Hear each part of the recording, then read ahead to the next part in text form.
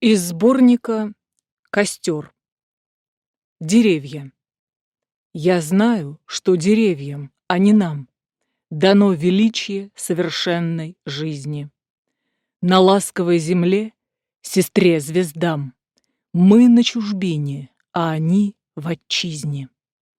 Есть Моисеи посреди дубов, Марии между пальм. Их души, верно, друг другу посылают тихий зов с водой, струящейся во тьме безмерной. О, если бы и мне найти страну, в которой мог не плакать и не петь я, безмолвно подымаясь в вышину, неисчислимые тысячелетия. Детство. Я ребенком любил большие, медом пахнущие луга, перелески, травы сухие и меж трав бычачьи рога. Каждый пыльный куст придорожный мне кричал: я шучу с тобой, обойди меня осторожно, и узнаешь, кто я такой.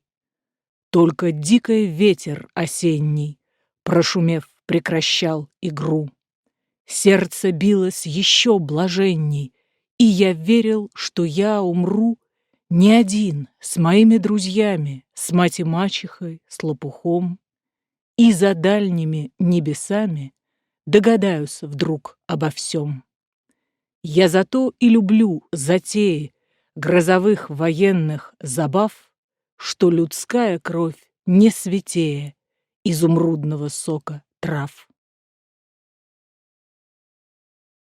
Ледоход. Уж одевались острова весенней зеленью прозрачной, но нет, изменчива Нева, ей так легко стать снова мрачной. Взойди на мост, склони свой взгляд, там льдины прыгают по льдинам, зеленые, как медный яд, с ужасным шелестом змеиным. Географу в час трудных снов такие тяготят сознанье неведомых материков, мучительные очертания. Река больна, река в бреду, одни уверены в победе в зоологическом саду, довольны белые медведи и знают, что один обман — их тягостное заточенье. Сам ледовитый океан идет на их освобожденье. Природа. Так вот и вся она, природа, которой дух не признает. Вот луг, где сладкий запах меда смешался с запахом болот, до ветра дикая заплачка, как отдаленный вой волков, да над сосной высокой скачка каких-то пегих облаков. Я вижу тени и обличья, я вижу гневом обуян лишь скудное многоразличие творцом просыпанных семян. Земля, к чему шутить со мною? Одежды нищенские сбрось и стань, как ты и есть, звездою, огнем пронизанной насквозь. Я и вы. Да, я знаю, я вам не пара. Я пришел из иной страны, и мне нравится не гитара, а дикарский напев зурны. Не по залам и по салонам, темным платьям и пиджакам я читаю стихи драконам, водопадам и облакам. Я люблю, как араб в пустыне припадает к воде и пьет, а не рыцарем на картине, что на звезды смотрит и ждет. И умру я не на постели, при нотариусе и враче, а в какой-нибудь дикой щели, утонувшей в густом плюще, чтоб войти не во всем открытый протестантской прибранный рай, а туда, где разбойник, мытарь и блудница крикнут «Вставай!». Змей. Ах, иначе в былые года колдовала земля с небесами. Диво дивные зрелись тогда, чудо чудные деялись сами. Позабыв золотую орду, пестрый грохот равнины китайской, змей крылатый в пустынном саду часто прятался полночью майской. Только девушки видеть луну выходили походкою статной. Он подхватывал быстро одну и взмывал, и стремился обратно. Как сверкал, как слепил и горел медный панцирь под хищной луною, как серебряным звоном летел мерный клёкот над Русью лесною. Я красавиц таких, лебедей, с белизною такою молочной, не встречал никогда и нигде, ни в заморской стране, ни в восточной.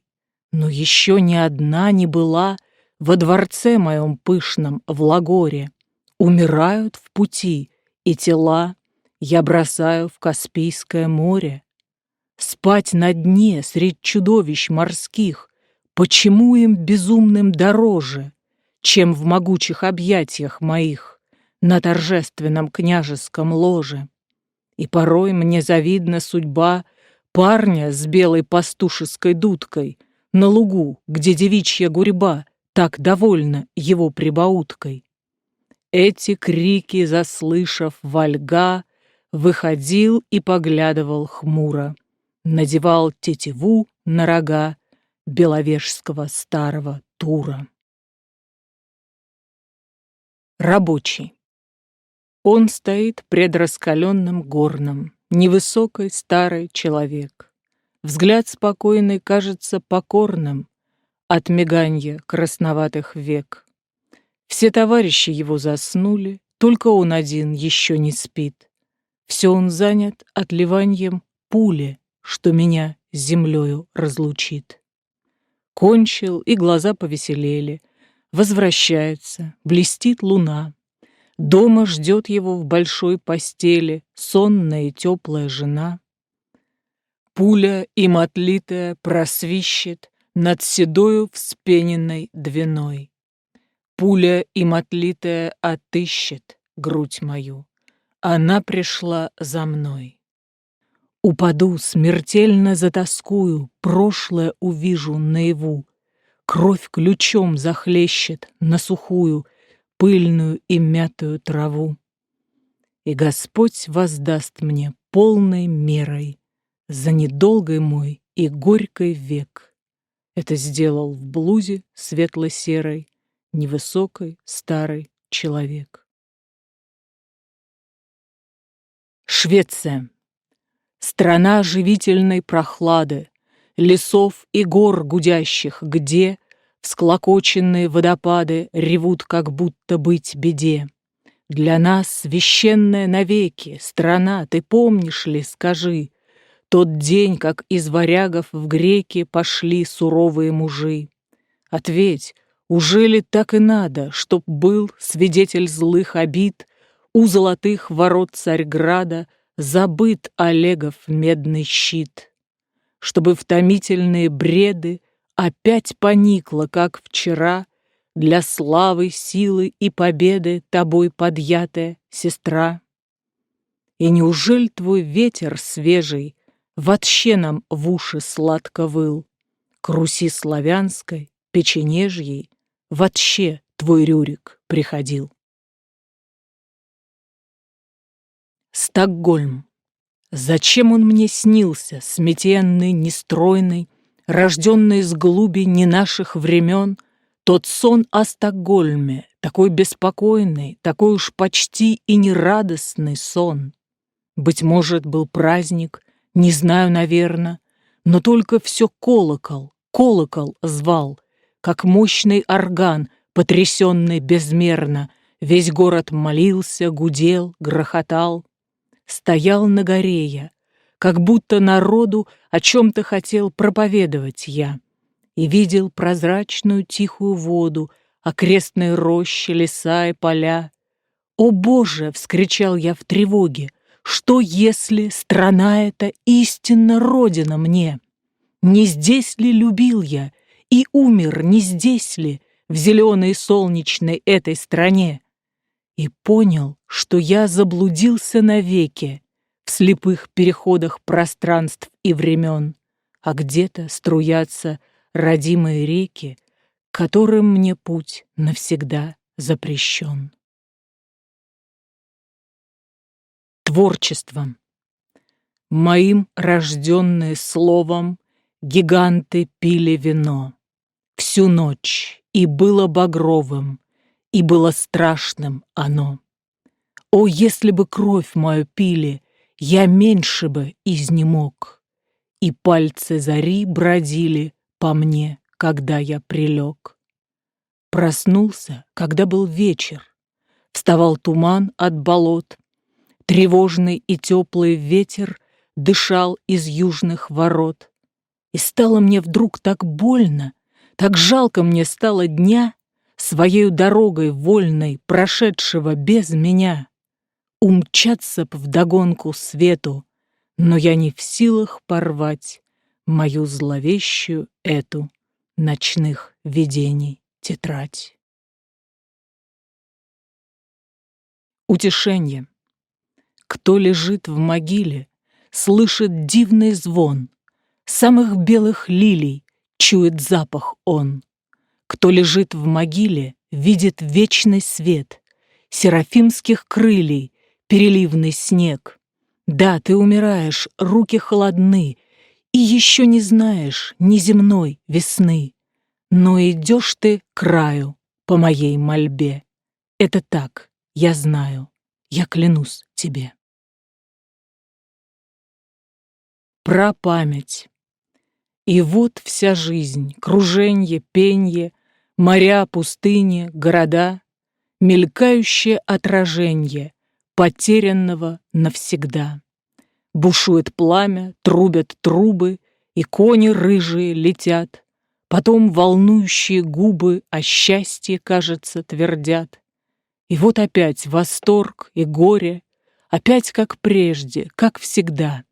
Седой угривой машет море, встают пустыни, города. Когда же, наконец, восставши от сна, я буду снова я, простой индиец, задремавший в священный вечер у ручья. Канцона первая. В скольких земных океанах я плыл, древних, веселых и пенных, сколько в степях караваны водил, дней и ночей несравненных. Как мы смеялись в былые года с вольною музой моею. Рифмы, как птицы, слетались тогда, сколько и вспомнить не смею. Только любовь мне осталась, струной ангельской арфы взывая, душу пронзая, как тонкой иглой, синими светами рая. Ты мне осталась одна, наяву, видевший солнце ночное. Лишь для тебя на земле я живу, делаю дело земное. Да, ты в моей беспокойной судьбе Иерусалим пилигримов. Надо бы мне говорить о тебе на языке серафимов. Канцона вторая. Храм твой, Господи, в небесах, но земля тоже твой приют. Расцветают липы в лесах, и на липах цветы поют. Точно благовест твой, весна, по веселым идет полям, а весною на крыльях сна прилетают ангелы к нам. Если, Господи, это так, если праведно я пою, дай мне, Господи, дай мне знак, что я волю понял Твою. Перед той, что сейчас грустна, появись, как незримый свет, и на все, что спросит она, ослепительный дай ответ. Канцона третья. Как тихо стало в природе, вся зренье она, вся слух, к последней страшной свободе склонился уже наш дух. Земля забудет обиды всех воинов, всех купцов, и будут, как встарь, друиды с зеленых учить холмов.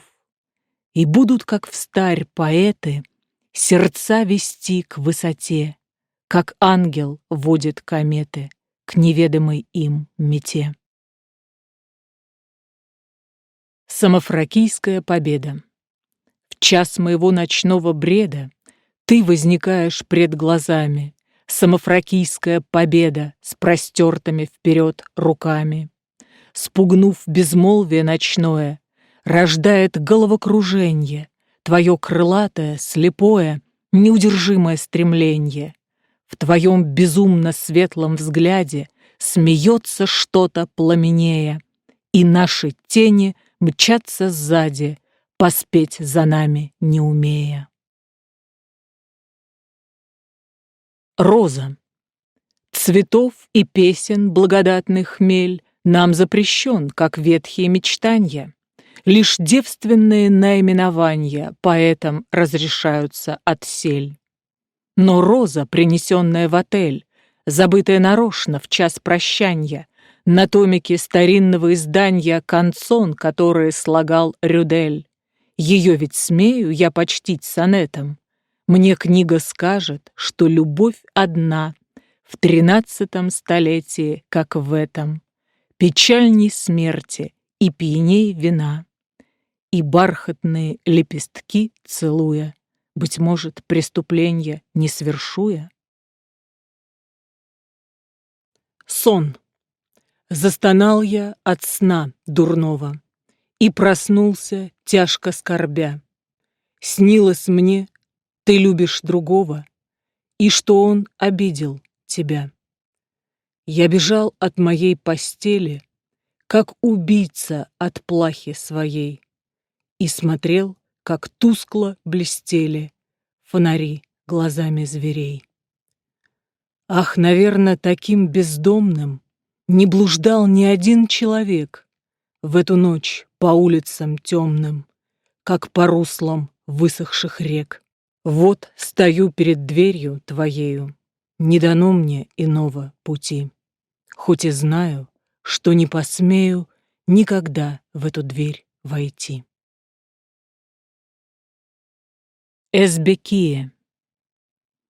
Как странно, ровно 10 лет прошло с тех пор, как я увидел Эзбекие, большой каирский сад луною полной, торжественно в тот вечер освещенный. Я женщиною был тогда измучен, и ни соленый свежий ветер моря, ни грохот экзотических базаров, ничто меня утешить не могло. О смерти я тогда молился Богу, и сам ее приблизить был готов.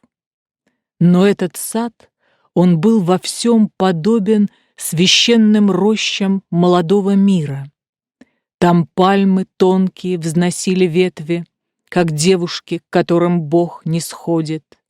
На холмах, словно вещие друиды, толпились величавые платаны. И водопад белел во мраке точно встающий на дыбы единорог. Ночные бабочки перелетали среди цветов, поднявшихся высоко, или между звезд, так низко были звезды, похожие на спелый барбарис. И помню, я воскликнул: выше горя и глубже смерти жизнь, прими, Господь, обет мой вольный. Что бы ни случилось, какие бы печали, унижения не выпали на долю мне, не раньше задумаюсь о легкой смерти я, чем вновь войду такой же лунной ночью под пальмы и платаны Эзбекии. Как странно, ровно 10 лет прошло, и не могу не думать я о пальмах и о платанах, и о водопаде во мгле белевшем, как единорог. И вдруг оглядываюсь я, заслыша в гуденье ветра, в шуме дальней речи и в ужасающем молчанье ночи таинственное слово «Эзбекия». Да, только 10 лет, но, хмурый странник, я снова должен ехать, должен видеть моря и тучи и чужие лица, все, что меня уже не обольщает, войти в тот сад и повторить обет, или сказать, что я его исполнил и что теперь свободен.